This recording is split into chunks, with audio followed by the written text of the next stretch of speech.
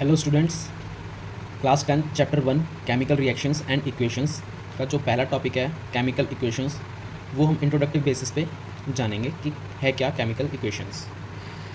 Chemical equation basically दो part होते हैं इसमें, एक एलएचएस होता है, एक आरएचएस।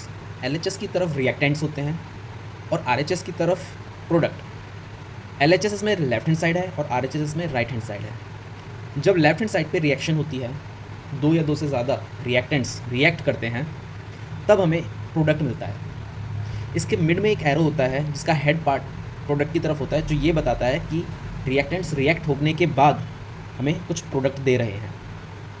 रिएक्टेंट्स के बीच में कुछ ना कुछ केमिकल रिएक्शंस चलती हैं, कुछ केमिकल चेंजेस होते हैं, और वो केमिकल चेंजेस जब हो जाते हैं तो हमें एक प्रोडक्ट मिलता है जो कि राइट हैंड साइड पे मिलता है। इसमें रिएक्टेंट्स हैं, प्रोडक्ट्स हैं। अब यहाँ पे मैंने एक एग्जांपल लिया है, general example. A plus B, A B से रिएक्ट कर रहा है एज अ रिएक्टेंट्स। ये दोनों रिएक्टेंट्स हैं, ए अलग रिएक्टेंट है, बी अलग रिएक्टेंट है, और ये आपस में जब रिएक्ट कर रहे हैं हमें राइट हैंड साइड पे प्रोडक्ट मिल रहा है ए बी। इसको और क्लियरली जानने के लिए हम एक वर्ड इक्वेशन लेते हैं जिसमें दो रिएक्टेंट्स हैं, एक मैग्नीशियम है और दूसरा रिएक्टेंट क्या है, ऑक्सीजन। जब ये दोनों के बीच में एक रिएक्शन चली तो हमें राइट हैंड साइड पे एक प्रोडक्ट मिल रहा है जिसे हम कह रहे हैं मैग्नीशियम ऑक्साइड। अब इसी रिएक्शन को हम थोड़ा और इजी वे में ले जाते हैं। ये हमने पूरा नाम लिखा है फिलहाल, मैग्नीशियम ऑक्सीजन, पूरे नाम लिख रहे हैं। अगर हम इसको और थोड़ा सा ईजी करें तो हम केमिकल फार्मूले की तरफ आ रहे हैं, जिसमें हम इनके सिंबल्स का इस्तेमाल करते हैं। बेसिकली यहाँ पे मैग्नीशियम का सिंबल Mg है, ऑक्सीजन का O2 है।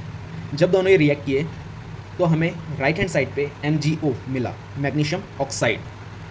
अब जो रिएक्शंस होती हैं बेसिकली दो तरीके की होती हैं, बैलेंस्ड और अनबैलेंस्ड। जो बैलेंस्ड होती हैं उनको बैलेंस करने की ज़रूरत नहीं होती, जो रिएक्टेंट में है रिएक्ट हुआ वही प्रोडक्ट में हमें मिल गया, वो बैलेंस्ड हैं।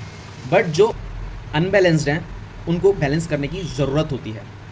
अगर हम बैलेंस नहीं करेंगे तो दोनों साइड का जो मास है वो अनइक्वल रह जाएगा, और अनइक्वल मास रहेगा तो रिएक्शन कंप्लीट नहीं होगी। हमें लेफ्ट हैंड साइड को राइट हैंड साइड के इक्वल रखना है। तो क्या ये इक्वेशन अभी फ़िलहाल बैलेंस्ड है? यहाँ पे लेफ्ट हैंड साइड में एक मैग्नीशियम है और ऑक्सीजन दो हैं। राइट हैंड साइड पे आओगे तो मैग्नीशियम तो एक है बट ऑक्सीजन दो नहीं हैं। तो इसको बैलेंस करने के लिए हम मैग्नीशियम के आगे 2 मेंशन कर देंगे और मैग्नीशियम ऑक्साइड के आगे भी हम 2 मेंशन कर देंगे।